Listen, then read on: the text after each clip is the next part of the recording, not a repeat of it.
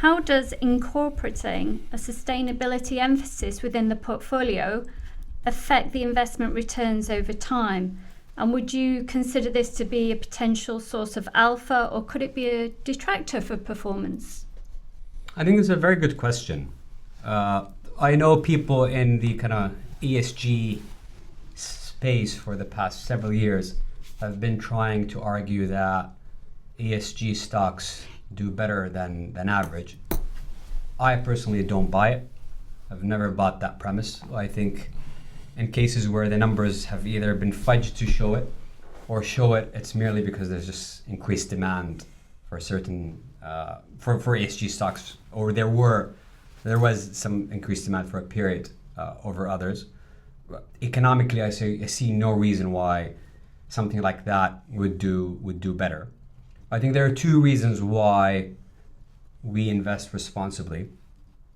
I think the number one reason is that we just think there are enough ways to make money responsibly that we don't want to live our lives doing things that we don't believe in.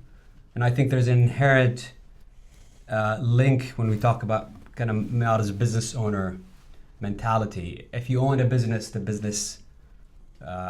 if you own the business in full, you'd run it in a way where effectively it will fit with your ethical values. So I think that's the main and most important reason. Kind of looking back when one is 94 years old, just picking a number,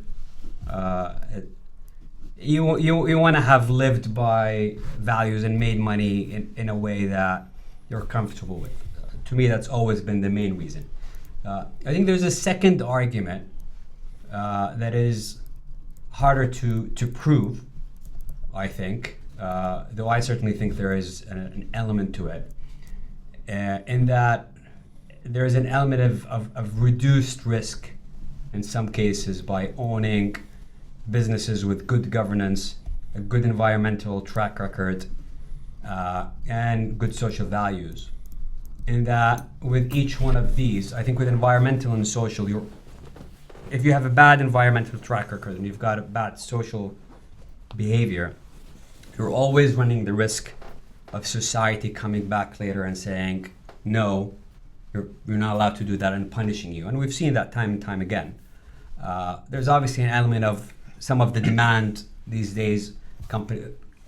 Customers prefer customers with good values, but I think there is a bigger risk of, if you dumped chemicals in the river for a while, there are many times in the past where it was okay, and then governments came back when society changed its values and said, actually, no, that dumping that we allowed you to do, you're not allowed to do, and actually you have to go back and clean it up. So I think there's an element of de-risking a bit in having these. And I think on the governance side, I think it's a no-brainer. I think bad governance leads to much higher risk as a minority shareholder in a business. So to me, those are the two reasons, but I don't see how it adds or subtracts from return per se. I think makes you feel better about yourself later in life, and to some degree reduces the risk. If you have a universe of 100 stocks and you say you can't invest in 20 of them for ESG reasons, that's probably going to affect your returns. That's true. But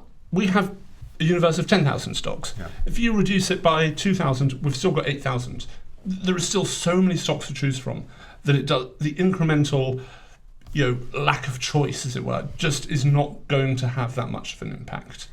But I wholeheartedly subscribe to your view that you just espoused there, that something that is bad ESG wise is going to have increased risk. Anything you do which a lot of people might perceive to be immoral is going to be subject to regulations.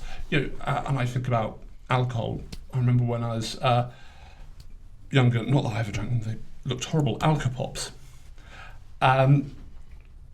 That was something that was regulated away. If you built your business around something that was unethical, as in effectively selling alcohol to children, guess what? Someone comes in and regulates it away.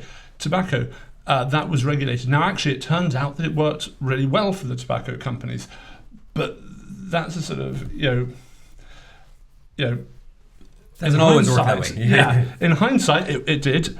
But if you ask me, would I like any of my businesses to be massively regulated because they had done what the tobacco companies had done, I'd say no. I think that might harm returns. Again, as you're saying, if your environmental stats are getting worse, if you're starting to pollute more and more, apart from anything, it means you're probably becoming less efficient. Yeah. And that's just a bad thing anyhow. Or if your health and safety record is getting worse, there is just something fundamentally wrong with your operations. So people who are actually able to improve on these things are probably actually going to be better business in general.